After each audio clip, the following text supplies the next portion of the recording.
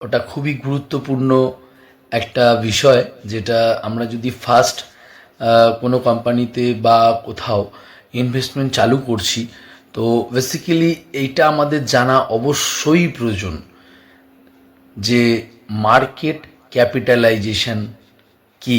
কোম্পানির market cap আমি জানলাম না, বাট আমরা ইনভেস্টমেন্ট স্টার্ট করে দিলাম, সেটা কিন্তু কখনোই উচিত হবে না। তো মার্কেট ক্যাপ ইকুয়াল টু মোট শেয়ার ইনটু করছেন। এই মার্কেট ক্যাপ তিনটে ভাগে ভাগ হয়, একটা হয় লার্জ ক্যাপ, একটা হয় মিড ক্যাপ।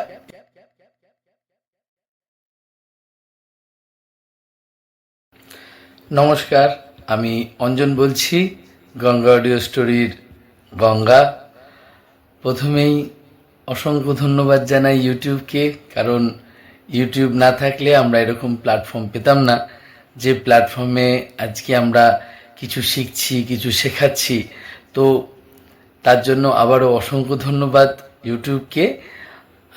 আমার চ্যানেলে ছোটদের ভালোবাসা এবং বড়দের প্রণাম জানিয়ে আমি শ্রীকৃষ্ণ পরমপিতা পরমেশ্বরের নাম নিয়ে এই ভিডিওটি শুরু করছি। আজকে যে বিষয় নিয়ে আমি আলোচনা করছি, ওটা খুবই গুরুত্বপূর্ণ একটা বিষয়, যেটা আমরা যদি ফার্স্ট কোনো কোম্পানিতে বা কোথাও ইনভেস্টমেন্ট চালু করছি, তো বেসিক্যালি এইটা আমাদের জানা অবশ্যই প্রয়োজন যে মার্কেট ক্যাপিটালাইজেশন কি বা মার্কেট ক্যাপ কি। একটা কোম্পানির মার্কেট ক্যাপ আমি জানলাম না, বাট আমরা ইনভেস্টমেন্ট স্টার্ট করে দিলাম, সেটা কিন্তু কখনোই উচিত হবে না। স্টক মার্কেটে মার্কেট ক্যাপ হলো কোনো কোম্পানির ভ্যালু বা সাইজ। বুঝতে পারলাম? মার্কেটে, এই স্টক মার্কেটে মার্কেট ক্যাপ মানে কোনো কোম্পানির মোট ভ্যালু বা সাইজ। কোনো কোম্পানি মোট কত টাকার, সেটা মার্কেট ক্যাপ থেকে জানা যায়। একটা কোম্পানির মার্কেট ক্যাপই বলে দেয় সেই কোম্পানিটা কত টাকার। বোঝাতে পারলাম? খুব সিম্পল ভাষায় বুঝলাম। একটা ফর্মুলার উদাহরণ দিই, সেক্ষেত্রে কিন্তু খুব ইজিলি বোঝা যাবে। ওকে, তো মার্কেট ক্যাপ ইকুয়াল টু মোট শেয়ার ইনটু শেয়ারের ভ্যালু। মানে মার্কেট ক্যাপ ইকুয়াল টু মোট শেয়ারের অংশ ইনটু প্রতিটি শেয়ারের দাম। মানে কোম্পানির শেয়ার সংখ্যা 100 কোটি, প্রতিটি শেয়ারের দাম 200 টাকা। তার মানে মার্কেট ক্যাপ ইকুয়াল টু 100 কোটি ইন্টু 200 ইকুয়াল টু 20,000 কোটি। তার মানে এই কোম্পানির 20,000 কোটি টাকা মার্কেট ক্যাপ। মার্কেট ক্যাপই বলে দেবে আপনি টাকাটা ইনভেস্ট কোথায় করছেন, লার্জ ক্যাপে করছেন না মিড ক্যাপে করছেন না স্মল ক্যাপে করছেন। এই মার্কেট ক্যাপ তিনটে ভাগে ভাগ হয়, একটা হয় লার্জ ক্যাপ, একটা হয় মিড ক্যাপ এবং একটা হচ্ছে স্মল ক্যাপ।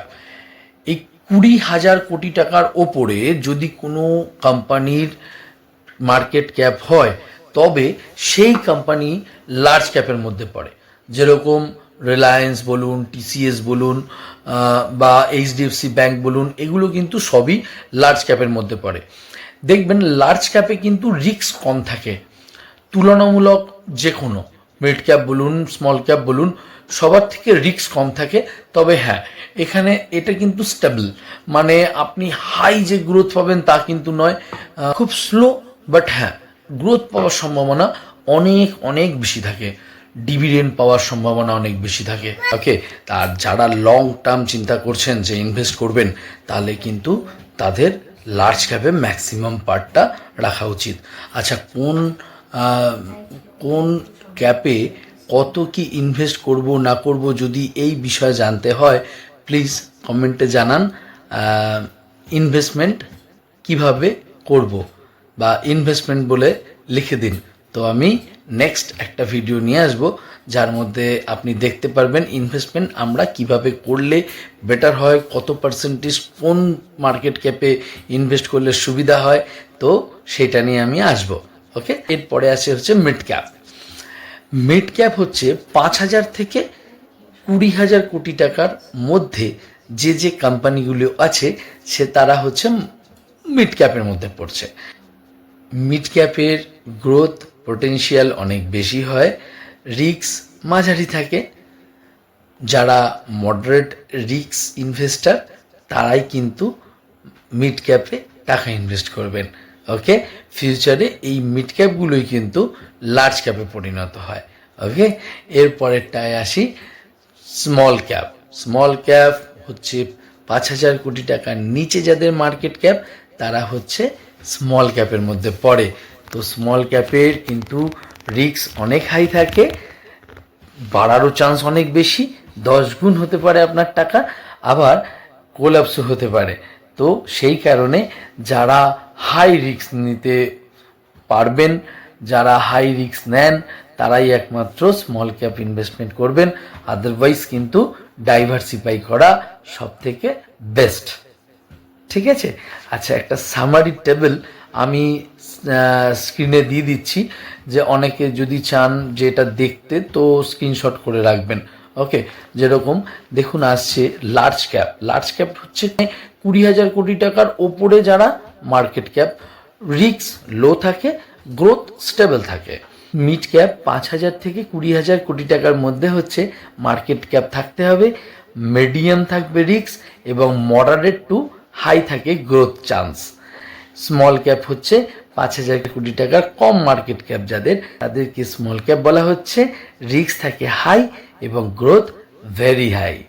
ওকে, আর একটা ছোট্ট টিপস দিই, শেয়ারের রেট দেখে কখনো কোম্পানিকে বড় বা ছোট কিন্তু ভাববেন না, কারণ মার্কেট ক্যাপ দেখে বুঝবেন কোম্পানিটা বড় না ছোট।